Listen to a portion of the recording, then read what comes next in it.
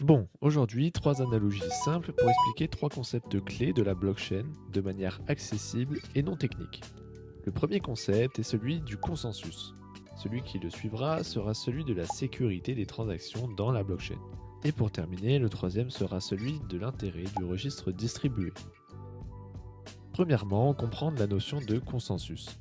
Je rappelle que c'est un mécanisme par lequel un groupe de participants parvient à un accord commun sur une décision, même en l'absence d'une autorité centrale.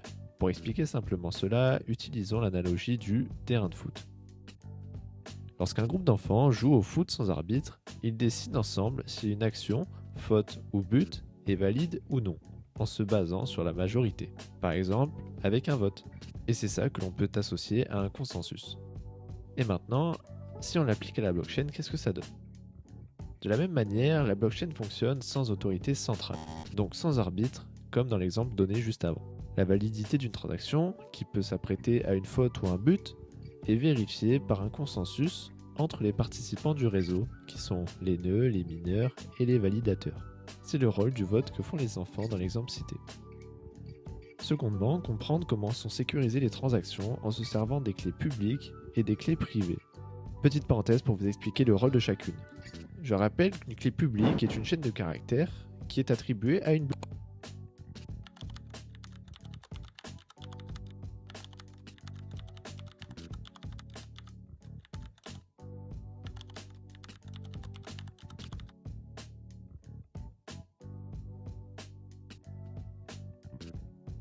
Celle-ci sert principalement à envoyer des fonds à la personne à qui l'adresse a été attribuée. Une clé privée, elle, c'est comme un mot de passe. Sauf que c'est sur la blockchain. Elle vous permet d'accéder à vos fonds dans votre wallet numérique. C'est quand en fait vous voulez vous connecter que vous pouvez entrer cette longue suite de caractères et celle-ci jouera le rôle de mot de passe et d'identifiant, les deux à la fois. Et oui, elle est gourmande. Et du coup, pour vous expliquer plus clairement leur fonctionnement et comment fonctionne la sécurité au sein de la blockchain, notamment grâce aux clés, pour cela je vais utiliser l'analogie de Roméo et Juliette. Imaginons que Roméo veut envoyer un message secret à Juliette. Pour le protéger, il va utiliser un coffre fermé avec un cadenas envoyé par Juliette. Mais elle garde la clé. Roméo met son message dans le coffre et le ferme avec le cadenas que Juliette lui a transmis. Puis ensuite, il lui renvoie.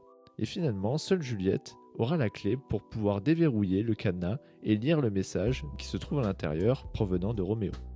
Maintenant, on l'applique à la blockchain. Les transactions sur la blockchain sont sécurisées grâce à des paires de clés, publiques et privées. C'est de la cryptographie asymétrique.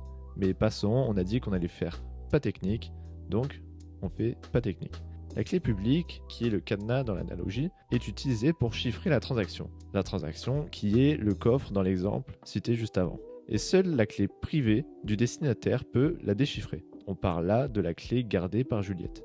Cela garantit que seul le destinataire puisse accéder aux fonds ou aux informations envoyées. Et je dis informations car bien sûr on peut envoyer des fonds mais aussi des messages via des transactions. Et nous voilà à la dernière analogie. À quoi sert un registre distribué sur la blockchain? Pour comprendre cela, utilisons cette fois-ci le village isolé. Dans un village isolé, les échanges de biens se font sur la base de promesses. Mais avec le temps, cela devient trop compliqué et ingérable. Donc un comptable est choisi pour tenir un livre de compte. Mais malheureusement, il abuse de son pouvoir et fait n'importe quoi. Les villageois, pour remédier à ce souci, décident alors de tenir chacun leur propre livre de compte et de comparer leurs versions chaque semaine pour établir un consensus. Et oui, on le retrouve là, lui, le consensus. Et ce consensus servira à trier le vrai du faux.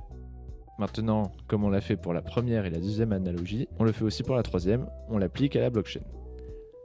La blockchain fonctionne comme un livre de compte décentralisé. Chaque personne peut y accéder et lire dedans comme dans un registre public et immuable où chaque transaction est triée puis validée par consensus.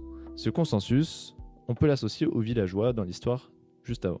Les transactions, qui sont vérifiées et confirmées comme étant de réelles transactions, sont ensuite inscrites dans ce fameux registre qui est la blockchain. Et bien sûr, une fois inscrites dans la blockchain, les transactions deviennent publiques et immodifiables. Cela permet d'éliminer le besoin d'une autorité centrale et cela réduit les risques de corruption ou de manipulation. C'est le gros du fonctionnement d'une blockchain en fait. Bon, dans cette dernière partie, qui parle du registre distribué, j'évoque l'un des piliers majeurs du fonctionnement de la blockchain.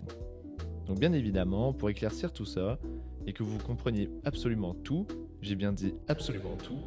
Une vidéo autour du fonctionnement de la blockchain sortira très prochainement. Enfin, ça, c'est ce qui est prévu. Après, on verra ce qui se passe réellement. Mais j'essaierai de vous le faire très, très prochainement, du coup. Bon, je vous remercie d'avoir regardé la vidéo jusqu'au bout. Enfin, ça, c'est si vous êtes resté jusqu'au bout.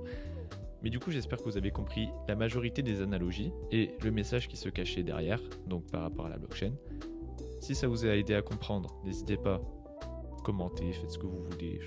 Merci tout simplement d'avoir écouté ça et puis à la prochaine.